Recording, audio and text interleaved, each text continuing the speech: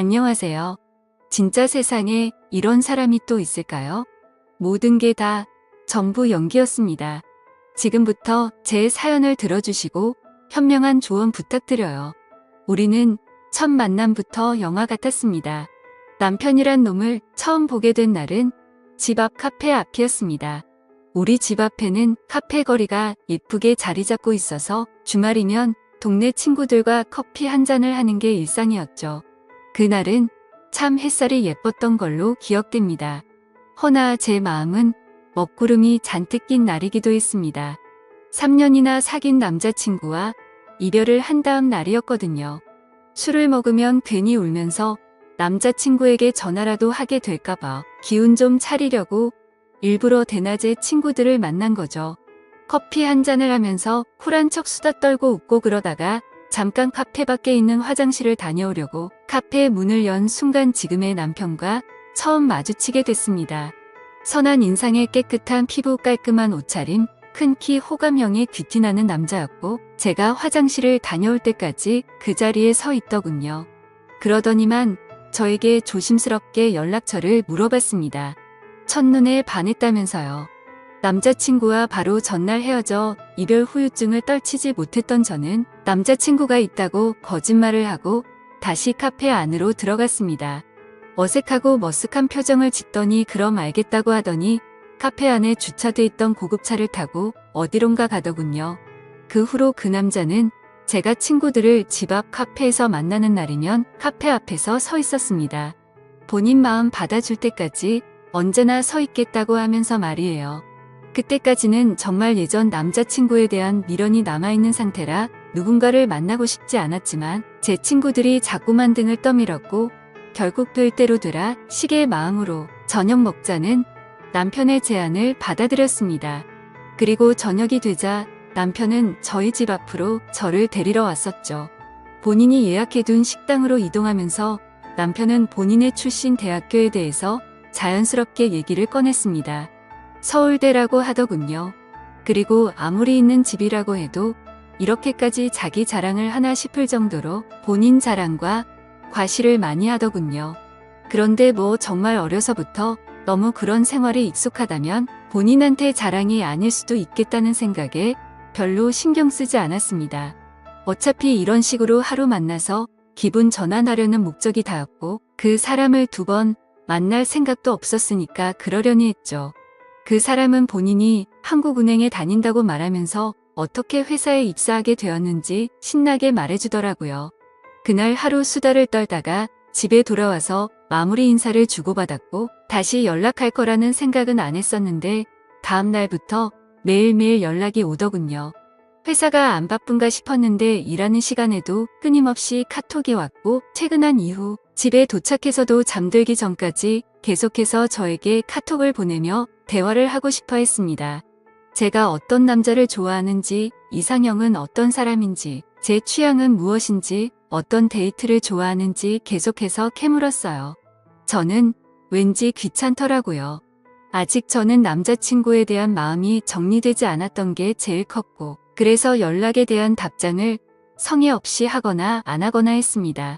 그렇게 본인에게 관심 없어하는 저에게 남편은 정말 끊임없이 연락을 했고 생각해보면 그 남자는 제가 좋아한다고 했던 이상형에 맞춰서 연애 기간 내내 다정하고 성실하고 자기 일에 열정적인 그런 남자인 척 참 열심히도 연기했었네요. 정식으로 만나자는 고백을 받고 며칠간 고민하다가 그래 만나보자 하고 남편의 손을 잡게 되었는데 정말이지 사랑받는 여자라는 느낌을 확실히 받을 수 있도록 남편은 저에게 잘했습니다. 주말 이틀 모두 다 저를 보러 와서 밤까지 알찬 데이트를 했고 시도 때도 없이 찾아오더라고요. 아무튼 그런 생활을 반복하면서도 제가 너무 무리하지 말라고 하면 얼굴 보고 너무 행복해서 본인이 좋아서 하는 거니까 걱정하지 말라고 그 사람은 그랬었죠. 그러던 중 하루는 카페에서 대화를 나누던 중 테이블 위에 놓았던 카드 지갑을 구경시켜주면서 민증까지 보여주었고 자연스럽게 민증에 쓰여진 주소지도 보게 되었어요. 저는 부동산에는 전혀 관심도 없고 무지했기 때문에 그냥 이 동네 사는구나 라고만 생각하고 봤는데 자기 입으로 본인 아파트 자랑을 얼마나 하던지 지금 몇십억 넘는 아파트다 뭐다 하는데 그때 당시에는 별로 관심이 없었습니다. 그냥 진짜 부자, 동네에 사는구나 라고 생각했죠. 또 하루는 시계를 풀어서 테이블 위에 올려놓고는 제가 묻지도 않았는데 시계를 열심히 보여주며 브랜드에 대해 설명했고 백화점에서 얼마를 주고 샀는지도 말해줬습니다. 아버지를 졸라서 샀고 백화점에서 할인해서 3천만 원 정도에 샀다고요.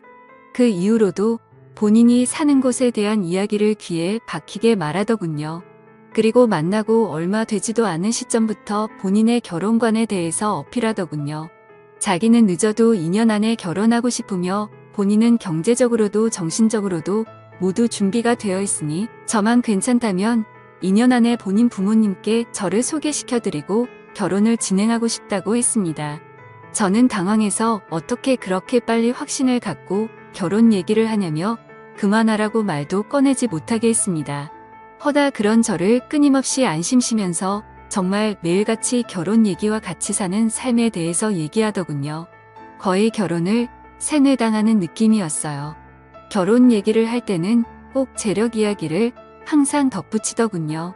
나랑 결혼하면 돈 걱정은 안 하고 살 거야. 사모님 만들어줄게. 하고 싶은 거 다 말해. 아니다. 내가 그냥 카드를 줄게. 너는 그냥 나랑 같이 평생 살아줘. 듣자마자 어이없어서 웃음 나오는 그런 말을 너무 진지하게 하더군요. 본인 부모님이 갖고 계시다는 빌딩들의 위치를 말해주기도 했고 본인이 미리 받은 건물의 위치 건물세가 한 달에 얼마가 나오는지까지 전부 술술 입었어요. 무엇보다 아침부터 잘 때까지 연락을 하면서 회사 이야기를 정말 많이 했고 회식을 가거나 어디 갔다 하면 동영상도 자주 보내주었습니다. 좀 과하니까 가끔 묘하다 싶을 때가 있었는데 너무 많은 증거들을 거의 매일같이 보여주면서 의심할 틈을 주지 않더군요. 그런데 아주 조금씩 말이 많은 그 사람의 말에 어긋나는 부분들이 있었습니다. 그러면서도 관계를 깰 정도로 치명적인 것들은 없었습니다. 그렇게 교제를 이어가던 중 덜컥 임신을 해버리고 말았습니다. 처음에는 어떡하지란 고민이 많았지만 다정한 남편을 믿어보고 싶었고 결혼을 결심하게 되었죠. 그로 인해 남편이 자신의 부모님을 뵈러 가자더군요. 처음 보는데 정말 다정하고 좋으신 분들이셨습니다. 나이에 비해 10살 이상은 어려 보이셨고 정정하고 밝으셨어요.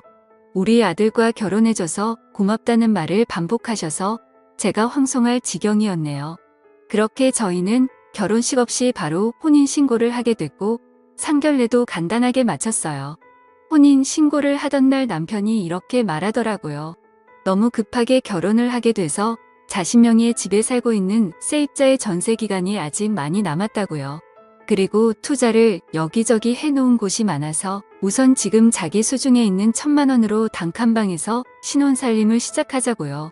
별 수 있나요? 그냥 알았다고 했죠.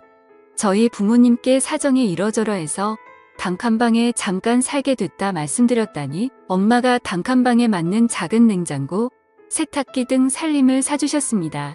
그런데 아이를 낳고 나서야 알게 됐습니다. 매일 출근한다던 남편이 한국은행으로 출근한 적이 단 한 번도 없다는 사실을 말이에요. 어느 날 남편이 집에 가방을 두고 간 적이 있었는데 핸드폰도 안 받더라고요.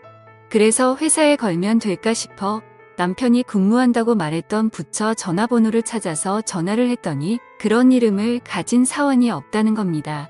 제가 이렇게 믿었던 것도 결혼 전에도 출입증을 보여주고는 했거든요. 남편이 가지고 다녔던 그 출입증은 도대체 어디서 훔쳤던 걸까요? 그리고 남편이 여러 번 언급했던 저희 신우의 이름으로 변호사협회에 검색을 했는데 아무 조회 결과도 나오지 않았습니다. 그걸 보자마자 소름이 끼쳤습니다. 그러고 보면 결혼 후 단 한 번도 신우를 본 적이 없었습니다. 신우가 너무 바빠서 그렇다고만 했어요. 그런데 아무리 바빠도 결혼한 오빠의 와이프 볼 시간이 아예 없다는 게 정말 이상했었거든요.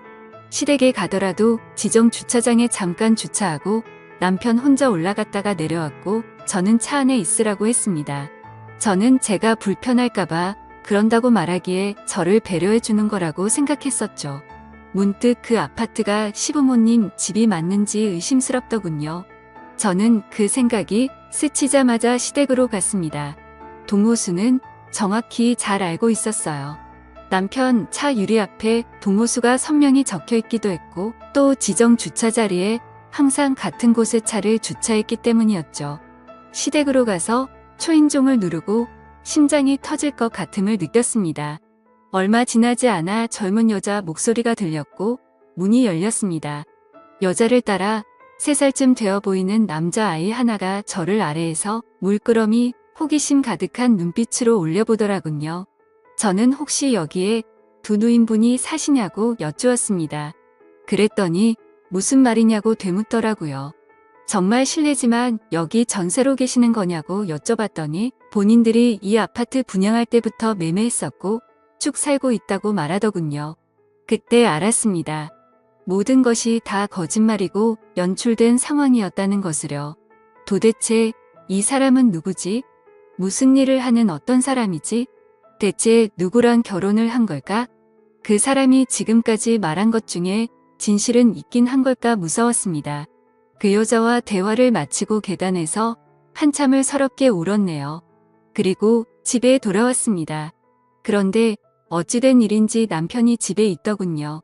그러더니 제가 모든 걸 눈치챈 걸 어떻게 알았는지 무릎을 꿇고 울면서 모든 게 다 거짓말이었다고, 저를 너무 사랑한 나머지 저랑 결혼하고 싶어서 다 꾸민 거라고 말하더군요. 그런데 본인의 마음은 정말 한치의 거짓이 없었다고 했습니다. 사실 아버지는 돌아가셨고 엄마는 고시원에서 살고 계신다며 신우는 없고 외동이라고 말했습니다. 진짜 너무나 소름이 돋고 싫어서 그 자리에서 당장 이혼하자고 했더니 제 바지 가랑이를 잡고 울다가 제 아이를 뺏어 들고 안더니 이 핏덩이 어떻게 할 거냐고, 이 아이 아빠 없이 키울 거냐고 하더라고요. 그 말 듣고 우리 아이 얼굴을 봤는데 정말 너무나 마음이 아파서 그 자리에서 주저앉고 펑펑 울었습니다. 제가 너무 바보같이 들릴 수도 있겠지만 아이 때문에 어쩔 수 없이 남편을 용서해주고 말았습니다. 다시는 거짓말하지 말고 모든 걸 사실대로 말하라고 하면서요. 결국 저희 엄마 아빠에게 솔직하게 말씀드렸고 남편은 아빠한테 거의 반죽음 되게 욕을 들었고 어찌됐든 제가 이혼 못하겠다고 했습니다. 결국 마음이 약해진 엄마 아빠가 가지고 계셨던 24평짜리 아파트 하나를 주셨습니다. 엄마 명의로 전세 끼고 산 집인데 마침 몇 주 뒤에 전세가 만기였거든요. 다만 전세금이 상당해서 엄마가 그 전세금을 다 돌려줄 여력이 없었기에 제 이름으로 전세대출을 받아서 들어가 살라고 해서 그렇게 살게 되었습니다. 그러던 중 남편의 진짜 시어머니를 만나게 됐습니다. 그 집에 들어가고 한 달 뒤 연락도 없이 갑자기 어떤 아주머니가 찾아왔었죠. 누구냐고 물어보니 시엠이다 하고는 불쑥 저희 집에 찾아오신 겁니다.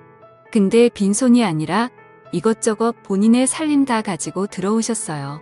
오갈 데 없어서 왔다 하시는데 어쩔 수 없는 일이고 도리겠거니 생각하고 불만 한 번 이야기 안 하고 같이 살게 되었습니다.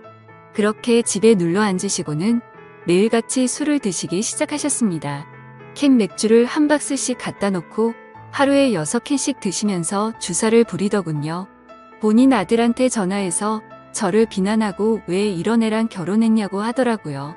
제가 시어머니께 아부를 안 떨어댔다고 역정을 내셨습니다. 저는 그 모습을 보면서 소리 지르시고 막말하시는 게 너무 싫고 몸서리 쳐져서 방으로 들어가서 아이를 돌보고는 했었죠. 얼마나 그 시간이 힘들었으면 중소기업에 취직한 남편한테 울면서 전화해서 출근 안 하면 안 돼? 차라리 나 거기 따라가면 안 되냐고 했을 정도니까요. 아무튼 그렇게 힘든 시간을 보내던 중 생각지도 못한 둘째를 가졌고 우여곡절 끝에 출산을 하게 되었습니다. 산모 도우미가 집에 왔는데 무슨 시어머니 몸종이 온 줄 아시는 건지 산모 돌보는 건 신경도 안 쓰시고 베란다 청소 자기 밥 차리는 거나 집 정리 등 자신이 필요한 것만 시키시는 거예요. 산모 도우미도 국가지원 바우치였는데 시어머니가 이게 맘에 안 든다 저게 맘에 안 든다고 하셔서 수도 없이 바뀌었어요. 나날이 스트레스는 쌓여가고 둘째 낳고 몸도 마음도 지쳐가는데 남편은 회사 일 때문에 외박이 잦아지기 시작했습니다. 오죽했으면 큰아이가 아빠는 왜 우리 집에 놀러와서 잠도 안 자고 가냐고 물어볼 정도였죠. 퇴근하고 집에 와도 자정이 다 되어서야 들어왔습니다. 그러던 중 하루는 애들 재우다가 저도 피곤해서 잠들어 버렸을 때 시어머니가 방으로 뛰어오셔서 큰 소리로 너는 네 신랑 왔는데 어디서 자빠져 자고 있냐며 빨리 네 신랑 꼴물 내놔라고 하셨어요.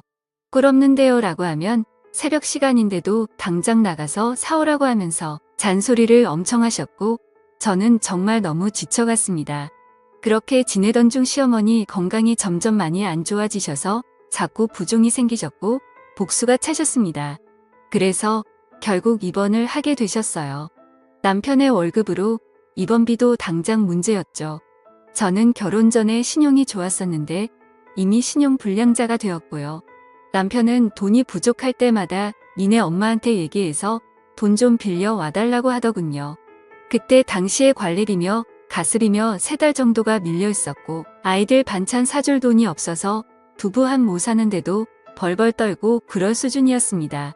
그런 상황인데도 불구하고 남편은 매일같이 늦게 들어오고 자신이 결혼 전 빌렸던 돈 때문에 여유가 없다면서 쥐꼬리만한 생활비만 주더라고요.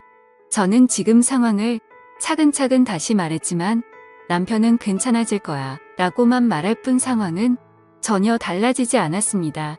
오죽하면 시어머니 입원비를 아들은 신경도 안 쓰고 제가 친정에 부탁해서 내고 있을 정도였죠.